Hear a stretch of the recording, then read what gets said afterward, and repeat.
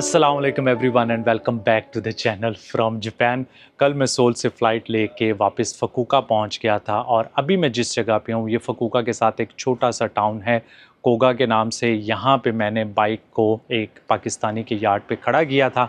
तो आज हम बाइक को यहाँ से पिक करेंगे और इंशाल्लाह आगे हम निकलेंगे हिरोशिमा के लिए। जब से हमने जापान का टूर प्लान किया था आई थिंक सबसे ज़्यादा रिक्वेस्ट मुझे आ रही थी कि एटलीस्ट हमें जाके हिरोशिमा दिखाएं। तो इंशाल्लाह आज हम वहाँ पे पहुँचेंगे, कुछ सिटी को एक्सप्लोर करेंगे। यहाँ से हिरोशिमा तकरीबन कोई 250-260 किलोमीटर के आसपास, जिस पे मोस्ट लाइकली हमें 3-3.5 घंटे लग जाएंगे। और मेरी कोशिश यही है कि आज मैं हाईवे लेता हूँ क्योंकि जो लोकल रोड्स हैं उनके ऊपर कुछ 6.5 घंटे से ज़्यादा का टाइम लगेगा, इसलिए उनको अवॉइड करेंगे, जाके सिटी को एक्सप्लोर करेंगे और साथ साथ जो है वो देखते हैं और हमें क्या इंटरेस्टिंग चीज़ें मिलती हैं। तो अभी बस इस यार्ड पे जहाँ पे मैंने अपनी बाइक खड़ी की, इधर ही इन दोस्तों के साथ नाश्ता करते हैं, आपसे इनका तारुफ़ करवाते हैं और फिर इंशाल्लाह निकलते हैं।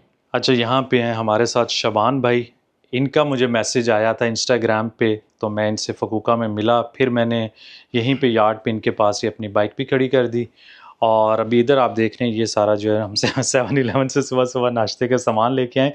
शबान भी एक्चुअली यहाँ से एक्सपोर्ट करते हैं पाकिस्तान गाड़ियाँ, और मोस्टली ये जो सेकंड हैंड जापानीज़ गाड़ियों की पाकिस्तान में मार्केट बहुत बड़ी है, तो उसकी भी मैं आपको थोड़ी सी जो है ना वो डिटेल वगैरह देता हूँ। बाहर 1-2 गाड़ियाँ खड़ी हैं इनकी, और अभी हम नाश्ता करते हैं, फिर उसके बाद मैं आपको बाहर दिखाता हूँ।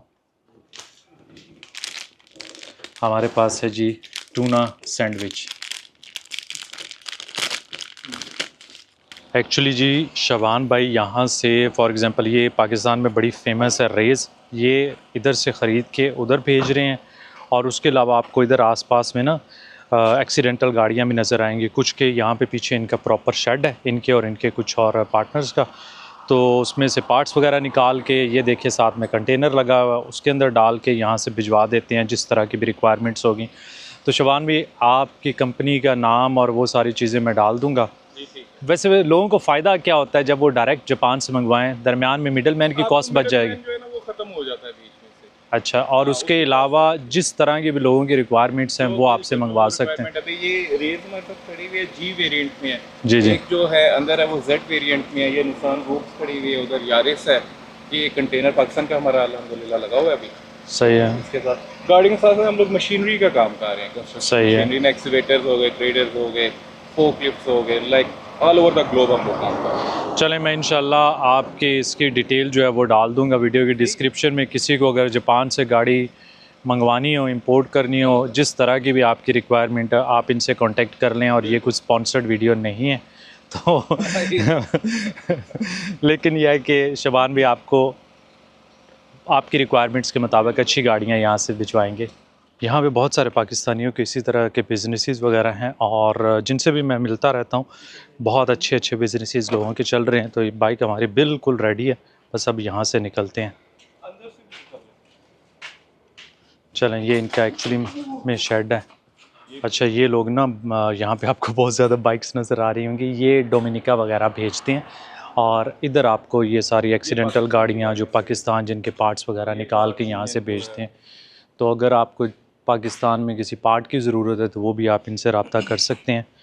और ये इंजन वगैरह है, उस तरह सारी चीज़ें निकाल के यहाँ पे रखी हैं। ये बराकी में मैं गया था, वहाँ पे भी इसी तरह के लोगों के बड़े बड़े शेड्स वगैरह थे।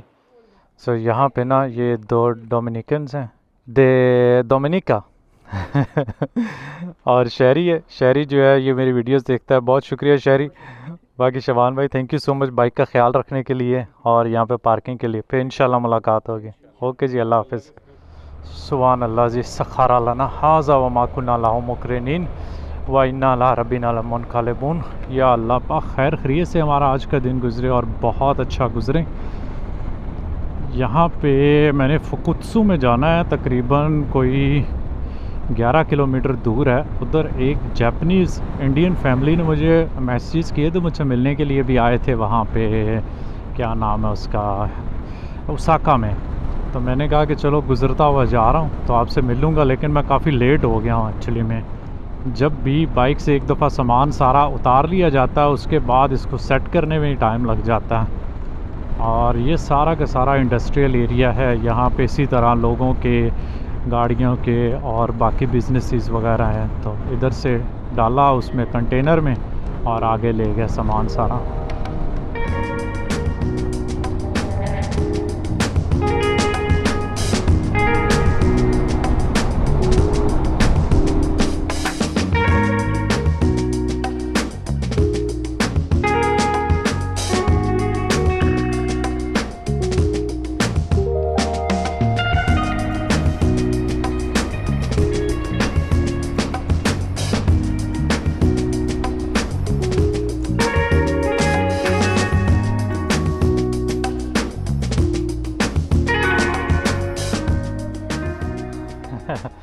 ये खड़े हैं यहाँ पे। एक्चुअली ये बेचारे मेरे पीछे। Hello. Yes. Hello sir, how are you? कैसे हैं आप? बताइए, आपको ओसाका नहीं मिल पाए? हाँ, वहाँ पे थोड़ा मिस हो गया। कोई नहीं जी, बहुत अच्छा लगा आपसे मिलके। बहुत माजरत में थोड़ा लेट हो गया था। Hiroshima. Hiroshima, yes. Let's see. Thank you very much. It was pleasure. Thank you. Enjoy. Thank you. चलें, ये देखें जी, यहाँ पे एक्चुअली में कोई कैफ़े नहीं था तो इन्होंने कुछ जो है वो खाने के लिए यहाँ से पकड़ा। अभी मैं इसको रख देता हूँ यहाँ पे। या drop the bike. Me and my mom, how come then? Like somebody was keeping it. Somebody Yeah. was. There was someone to help me. Mm. Tajikistan में जब बाइक गिरी थी तो देखिए, छोटी छोटी चीज़ें लोग याद रखते हैं। Thank you so much, bye bye. अच्छा जी, हमें लगेंगे 3.5 घंटे मोटरवे से। तो ठीक है, अगर मैं मोटरवे नहीं लेता तो फिर मुझे लग जाएंगे तकरीबन 6 घंटे। तो हम लोग 2.5 घंटे बचाएंगे। मैं चाह रहा हूँ कि इतनी गर्मी में ना मुश्किल हो जाएगा इधर उधर कुछ देखना। हम लोग जाके ना वहाँ पे सिटी एक्सप्लोर करेंगे।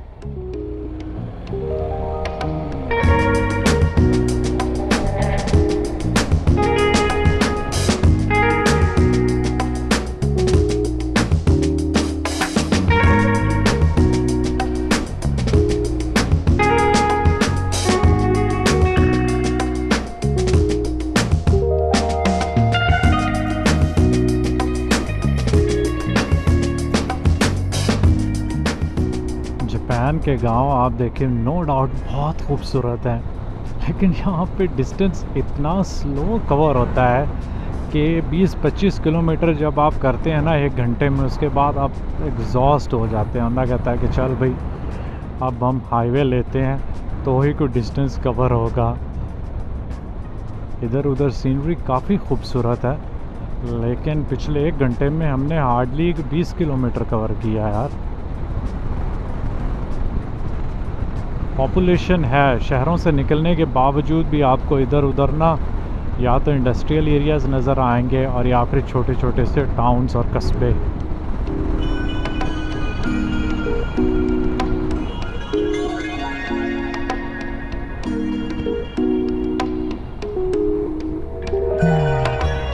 चलें जी, यहाँ से अब हम लोग हाईवे पे एंटर हो रहे हैं। ETC लगा हुआ है, खोलता है कि नहीं ये है? खुल गया है। मैंने कहा अगर ये नहीं खोलता तो हम लोग वापस हो जाएंगे, और क्या करते हैं। यहाँ पे कोई बंदा नहीं बैठा हुआ, तो अगर ETC लगा हुआ है तो ही इंटर हो सकते हैं। कैश वाला सीन इधर नहीं था। तो इस तरह कुछ जो छोटे छोटे गाँव से ये इधर उधर से रास्ते इंटर होते हैं ना, वहाँ पे कोई भी नहीं बंदा बैठा होता। चलें, अब हम अगला मोस्टली 240 किलोमीटर का सफ़र दिखा रहा है। शायद कि 200 किलोमीटर तुम्हारा हाईवे पे हो गई होगा।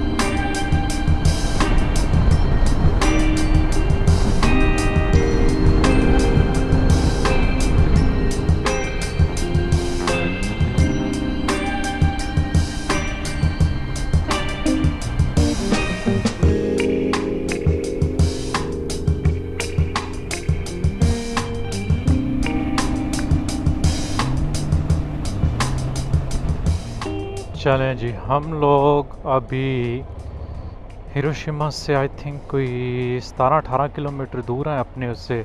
ओए खैर हो जाए 4580। ओए होए होए होए, ये बन गए कोई $35। ओए ला यार, ये बहुत ज़्यादती है, कसमें वाकई में बहुत ज़्यादती है। इतने पैसे यार। हमने कितने किलोमीटर किए हैं? 250 किलोमीटर किए हैं। अभी मेरी नेविगेशन भी नहीं सही तरह से चल रही। 250 नहीं किए यार, हमने 220 किलोमीटर किए हैं। मैं ज़रा चेक कर लूँ कि ये हम सही जा रहे हैं कि नहीं जा रहे। इसका जीपीएस जो है ना वो सही नहीं काम कर रहा। लोग कहते हैं एंड्रॉयड ले लो, एंड्रॉयड ले लो, ले लिया तो चलता ही नहीं पिया। देखें ना उसके, वो चल ही नहीं रहा। पता नहीं कहाँ कहाँ मुझे लेके फिर ही जा रहा है।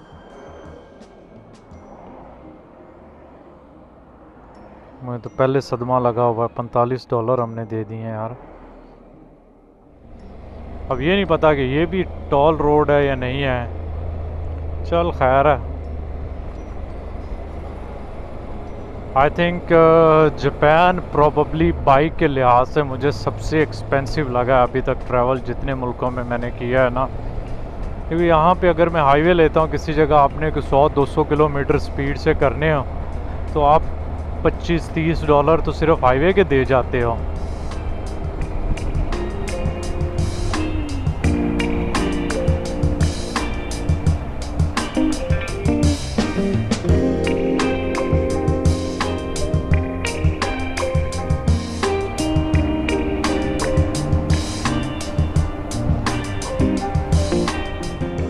सो वेलकम टू हिरोशिमा।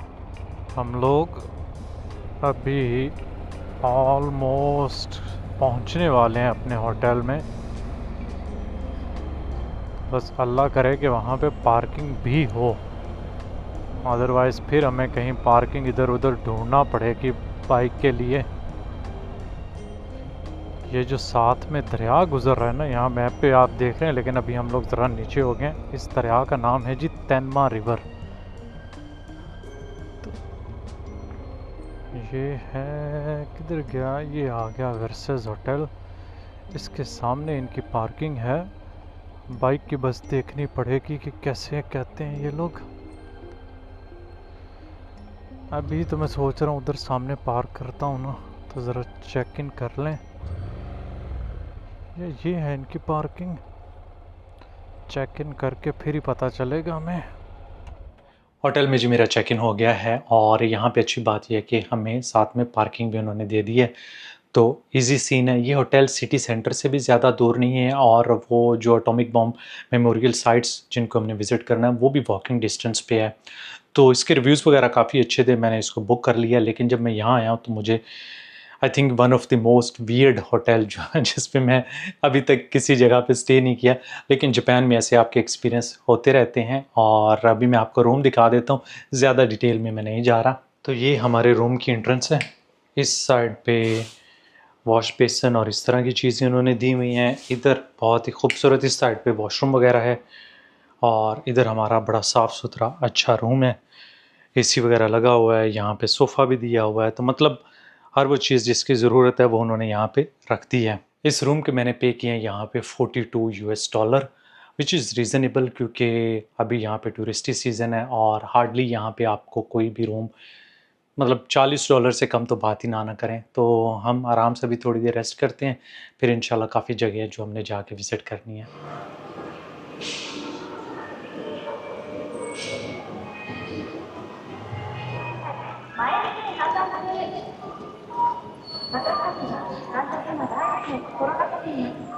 अभी मैं हूँ जी हिरोशिमा के सेंटर में, यहाँ की जो शॉपिंग स्ट्रीट है उस एरिया में। और प्लान मैं ये कर रहा हूँ कि सबसे पहले मैं आप लोगों को थोड़ा सा ये एरिया दिखाता हूँ, उसके बाद हम जाएंगे यहाँ के पीस पार्क में, जहाँ पे एटॉमिक बॉम्ब रिलेटेड जितनी भी हिस्टोरिकल साइट्स हैं और हिस्ट्री वगैरह, वो एरिया मैं आपको दिखाऊंगा। तो यहाँ का जो शॉपिंग एरिया बहुत खूबसूरत एरिया है, जिस तरह आपको बाकी जापान में मिलता है। बिल्कुल साइडों पे शॉप्स हैं और ऊपर से इसको भी कवर किया गया है, लेकिन ये काफ़ी वाइड खुला एरिया है। और इस टाइम यहाँ पे सुबह सुबह को बहुत ज़्यादा रश भी नहीं है। ये यहाँ की एक्चुअली वॉकिंग स्ट्रीट है, इसे कहते हैं होंदोरी स्ट्रीट। और इसके आस आस-पास में 5-6 स्ट्रीट्स इधर उधर जहाँ पे भी आप जाएंगे मोस्टली आपको शॉपिंग एरियाज़, उसके अलावा कैफ़े, रेस्टोरेंट्स और नाइट लाइफ भी एरियाज़ आपको देखने को मिलेंगे। और यहाँ पे आपको बहुत ज़्यादा टोक्यो या ओसाका की तरह रश नज़र नहीं आएगा। यहाँ पे भी बहुत टूरिस्ट आते हैं, लेकिन मोस्टली टूरिस्ट जो हैं वो पीस पार्क देखने आते हैं। पीस पार्क देखते हैं और उसके बाद यहाँ से ट्रेन लेके वो वापस ओसाका या टोक्यो की तरफ चले जाते हैं। तो इसलिए यहाँ पे आपको मोस्टली इस टाइम लोकल्स ही नज़र आ रहे होंगे।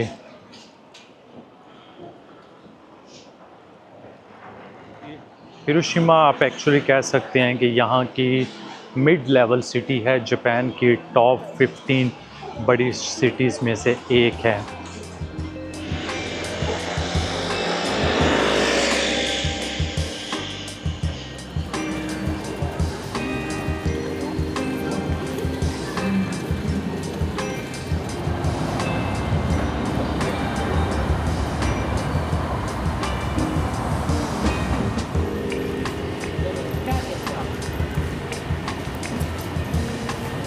सो अभी चलते हैं और जाके हिरोशिमा का पीस पार्क म्यूज़ियम और उसके साथ जितनी भी हिस्ट्री रिलेटेड बिल्डिंग्स हैं, एरियाज़ हैं, उनको जाके एक्सप्लोर करते हैं।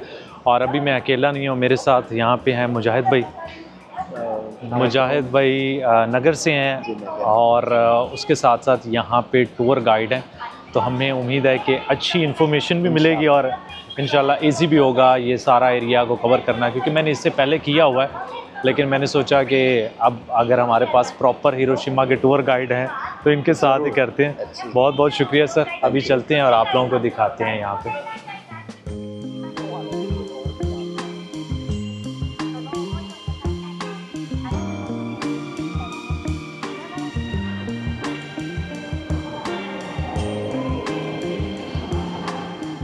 हम लोग अभी म्यूज़ियम जा रहे हैं और म्यूज़ियम जाने से पहले मैं आप लोगों को थोड़ी सी हिस्ट्री बताना चाहूँगा। वर्ल्ड वॉर 2 में जर्मनी, जापान और इटली अलाए थे और रेस्ट ऑफ यूरोप और उसके साथ साथ फिर जिस तरह यूएस है। तो हुआ ये कि जब यूरोप में वर्ल्ड वॉर 2 स्टार्ट हुई उसमें डायरेक्ट इन्वॉल्वमेंट नहीं थी जापान की, लेकिन जापान इस रीजन में काफ़ी स्ट्रॉन्ग था और जापान चाहता था कि साउथ ईस्ट एशिया और जैसे कोरिया वो जापान की कॉलोनी थी, उसके साथ जो मंचूरिया का रीजन है, जो भी चाइना का ऊपर वाला जो कोरिया के साथ रीजन लगता है उसके ऊपर भी जापान का ही कब्ज़ा था। उसके अलावा जापान ने चाइना के बाकी रीजन्स के ऊपर भी अटैक किया हुआ था। फिर जो बाकी कंट्रीज़ थी साउथ ईस्ट एशिया की या पैसिफिक में, तो जापान चाहता था क्योंकि इस रीजन में वो बहुत स्ट्रॉन्ग था कि इनके यहाँ पे जितने रिसोर्सेज हैं ना वो जापान के पास होने चाहिए। उस दौरान यूएस की यहाँ पे प्रेजेंस बढ़ रही थी और जापान को ये चीज़ पसंद नहीं थी। फिर जापान का जो 70% ऑयल है वो यूएस से इंपोर्ट होता था। यूएस ने जापान का ऑयल बंद कर दिया और फिर जापान के पास एक ऑप्शन थी, या तो वो साउथ ईस्ट एशियन और जिन जिन कंट्रीज़ में उनकी इन्वॉल्वमेंट थी वहाँ से अपनी फ़ौज को वापस बुला ले, जंग ख़त्म कर दे, और या फिर बाकायदा यूएस के साथ जंग में चला जाए। तो उन्होंने ये किया कि हम हवाई में पर्ल हार्बर पे एक सरप्राइज़ अटैक करेंगे। तो 41 में ये सरप्राइज़ अटैक हुआ। उसके बाद फिर यूएस ने ऐलान किया कि अब हम लोग जापान के ख़िलाफ़ जंग करेंगे। तो ये जो बाकी आपको यहाँ पे एटॉमिक बॉम्ब की हिस्ट्री ये वो मिलती है, वो फिर इसके बाद स्टार्ट होती है। सो सेंटर से जब से म्यूज़ियम की तरफ जाते हैं तो रास्ते में ये आपको बहुत ही खूबसूरत दरिया मिलता है। इसके साथ ये पूरा पीस पार्क है और यहाँ पे म्यूज़ियम और बाकी साइट्स जो है ना वो पास में ही हैं।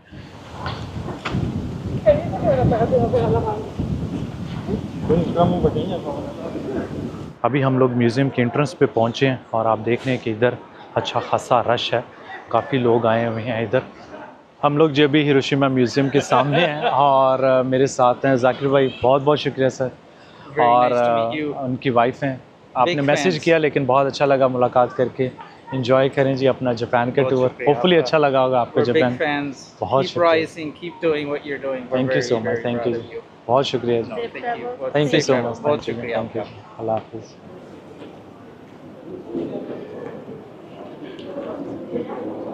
म्यूज़ियम में जैसे ही इंटर होते हैं सबसे पहले आपको दिखाया जाता है कि बॉम्ब गिरने से पहले हिरोशिमा किस तरह का था। तो ये जो आपको सारी लाइफ यहाँ पे पिक्चर्स के थ्रू बता रहे हैं, ये बम गिरने से पहले की लाइफ दिखा रहे हैं, जिसमें ऑफ कोर्स यहाँ की लोकल लाइफ में यहाँ पे जो है ना वो लोगों की किस तरह से ज़िंदगी थी। ये यहाँ का जो फेमस डाउनटाउन का एरियाज़ वगैरह हैं, और जिस तरह यहाँ पे स्पोर्ट्स एक्टिविटीज़, स्कूलों में जा रहे हैं बच्चे, वो वहाँ की पिक्चर्स वगैरह ली हुई हैं। और फिर इधर दिखा रहे हैं कि जिस तरह 6 अगस्त 1945 को बॉम्ब गिरा था, तो वो फिर सारा कुछ यहाँ पे है। और ये गिरा था 8:14 पे ना। 14 मिनट पे यही था, 8:15 में बॉम्ब गिराया गया। अच्छा। ये दिन 8:14 तक ये लाइव थी। तो ये जो आपने पीछे सेक्शन में देखा, ये 8:14 की लाइफ है, और 8:15 की लाइफ आपको म्यूज़ियम के इस सेक्शन में मिलेगी। और आप देखेंगे 1 मिनट के अंदर अंदर यहाँ पे पूरा शहर बिल्कुल तबाह बर्बाद हो गया। कुछ बिल्डिंग्स आपको नज़र आएंगी खड़ी हुई, लेकिन सब कुछ ऐसे उन्होंने पिक्चर्स की शक्ल में यहाँ पे दिखाया हुआ है। और उधर वो सामने फेमस यहाँ की जो डोम वाली बिल्डिंग है। अच्छा, आपने मेरी वीडियोस में भी काफ़ी जगहों पे देखा होगा कि जापान के जो घर हैं वो मोस्टली लकड़ी के होते हैं। तो जब जिस जगह पे बॉम्ब गिरा था, उसके 2 से 3 किलोमीटर के अंदर अंदर का जो एरिया था सारा रेडियस में, वहाँ पे जितना कुछ था वो तबाह हो गया, सिवाय चंद बिल्डिंग्स के जो आप देख रहे हैं। ये सारी, क्योंकि जापान के आर्किटेक्चर से बड़ा मुख्तलिफ है, ये आपको यूरोपियन स्टाइल में मिलेंगी। बहुत ज़्यादा कंक्रीट यूज़ हुआ है, क्योंकि ये किसी चेक आर्किटेक्चर ने बनाई हुई थी। और मोस्टली आपको जो बची बिल्डिंग्स थी वो कंक्रीट वाली ही थी। और ये 3 किलोमीटर के रेडियस के अंदर अंदर सब कुछ था। उससे बाहर जाते हैं तो फिर किसी जगह 30% डिस्ट्रक्शन थी, किसी जगह फिर 70% है। अच्छा, जैसे ही म्यूज़ियम के अंदर इंटर होते हैं ना, यहाँ पे एक इन्होंने सिमुलेशन बनाई हुई है जिसमें दिखा रहे हैं कि हिरोशिमा बॉम्ब गिरने से पहले किस तरह का था। तो अभी यहाँ पे जो आपको नज़र आ रहा है, ये हिरोशिमा बॉम्ब गिरने से पहले है, जो यहाँ पे लाइफ थी, लोग किस तरह रह रहे हैं। आप नीचे जो है वो दरिया के अंदर देखें कि शिप्स वगैरह, उनकी मूवमेंट है, गाड़ियाँ नज़र आ रही हैं, ट्रैम्स हैं, सब कुछ। और अभी यहाँ पे देखें, ये एटॉमिक बम आया और उसके बाद जैसे ही फटा, नीचे आप जो है वो सिटी देखें, सब वीरान हो गया। यहाँ पे कुछ भी नहीं बचा, कुछ छोटी छोटी सी बिल्डिंग्स जो है ना वो बची हुई हैं इधर।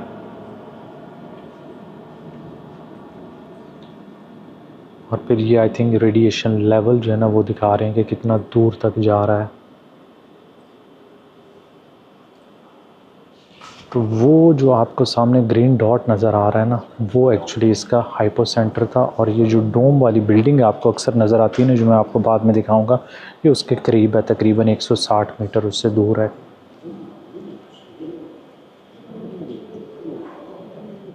अब जो है वो दिखा रहे हैं कि दोबारा सिटी ने किस तरह रिकवर किया है।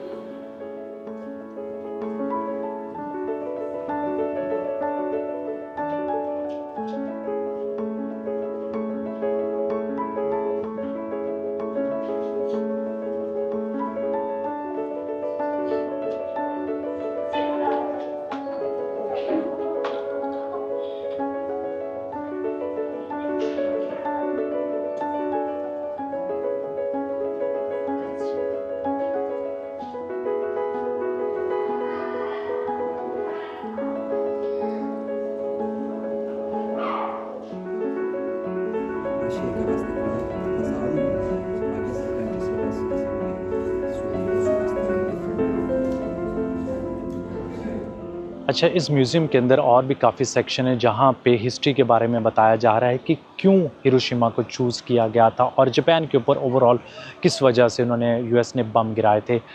हिरोशिमा एक मिलिट्री काफ़ी इम्पॉर्टेंट सिटी थी जापान के लिए, और जब वर्ल्ड वॉर चल रही थी तो उस दौरान ऑलरेडी यूएस ने मल्टीपल जापान के सिटीज़ कारपेट बॉम्ब की थी।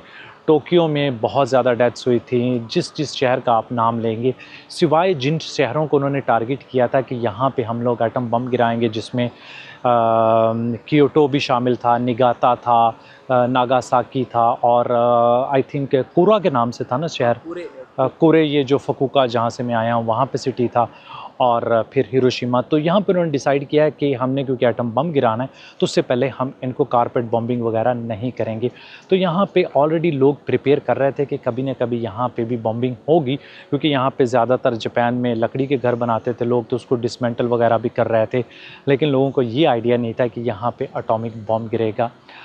अब यूएस का पॉइंट ऑफ व्यू ये है कि वो चाह रहे थे कि बॉम्ब गिरे और उसके बाद जापान सरेंडर कर देगा, लेकिन जितने लोगों की यहाँ पे डेथ्स हुई, 90,000 लोगों की इंस्टेंट डेथ्स थी, और उसके 1 साल के अंदर अंदर ये नंबर बढ़ के 1,44,000 हो गया था।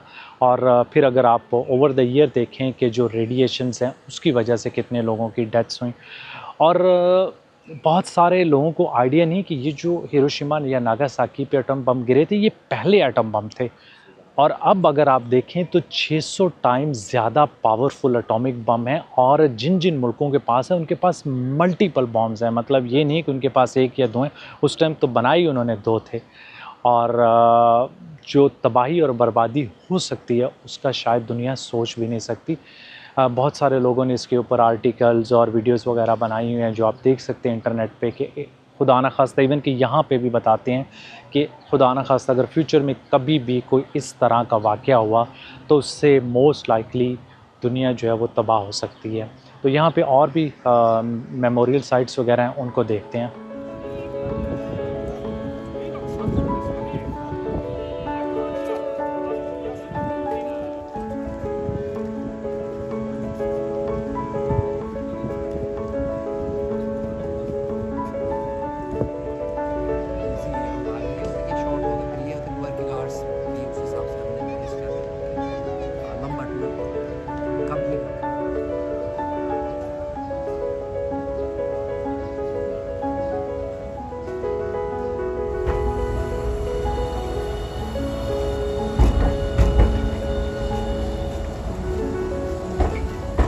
यहाँ पे जी मुजाहिद भाई मुझे लेके आए एक टर्किश रेस्टोरेंट में, और यहाँ पे हमारा देखें कबाब वगैरह आ गए हैं। एक और डिश आनी है, और हमने आज डिनर के लिए ज्वाइन किया कि फराज भाई ने, ये हैं डीजी खान से हमारे सराकी भाई, और यहाँ पे पीएचडी कर रहे हैं आप जी, सिविल इंजीनियरिंग में अभी अभी आए हैं, इनको मिली है यहाँ पे स्कॉलरशिप।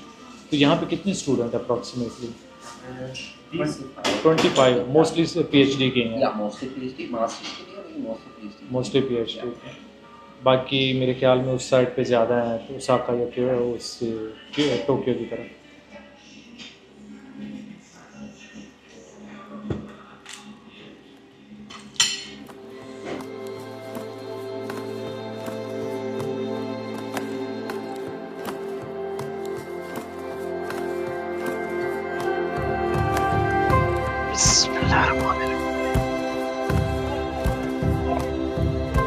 ये अब हमारे last check post I think यहाँ की थी। So bye bye Pakistan, see you again. अस्सलाम वालेकुम। अल्हम्दुलिल्लाह, आप कैसे हैं? सब ठीक।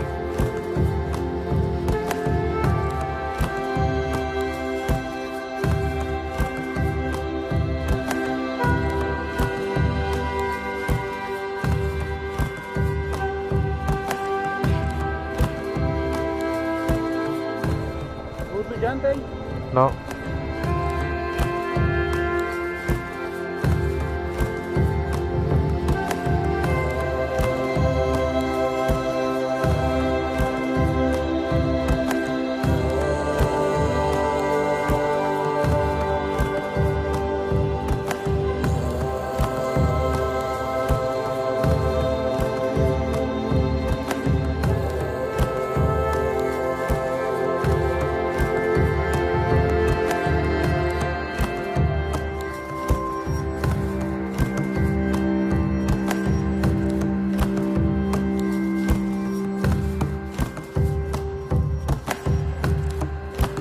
पर्सनली एक चीज़ जिसको मैं कभी नहीं खोना चाहता था वो मेरा मोबाइल है। Mora nao man kada ka mora man moda.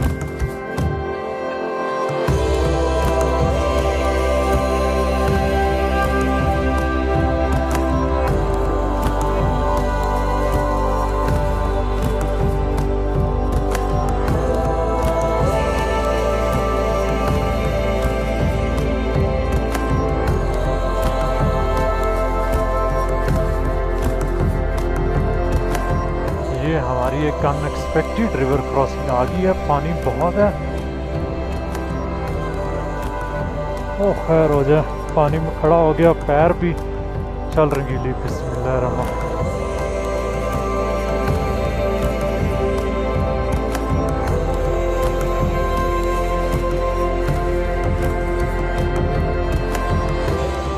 लेकिन साथ कोई बंदा भी नहीं है जो थोड़ा बहुत जो है वो हेल्प कर सके, और ये मुझे काम जो है वो ख़तरनाक लग रहा है, सही बताऊं तो।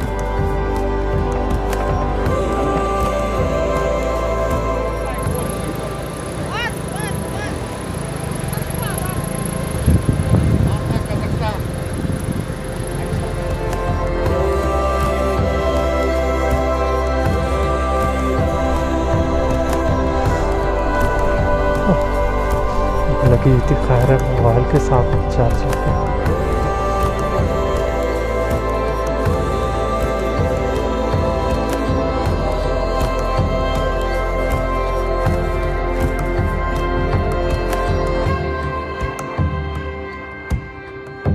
देखो कैसे पड़ी है, यहाँ सारा वजन है इसको, यहाँ से उठाना भी अजाब होगा।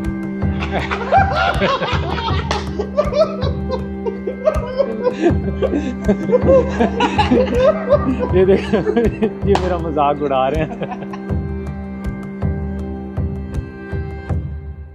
सो फाइनली टाइम आ गया है इस जर्नी को, जिसको एग्जैक्टली 1 साल पहले मैंने पाकिस्तान से शुरू किया था, ख़त्म करने का। One of the best motorcycle travel जो मैंने अभी तक किए हैं, और आई थिंक अनबिलीवेबल जो हमने इस सीरीज़ में कवर किया।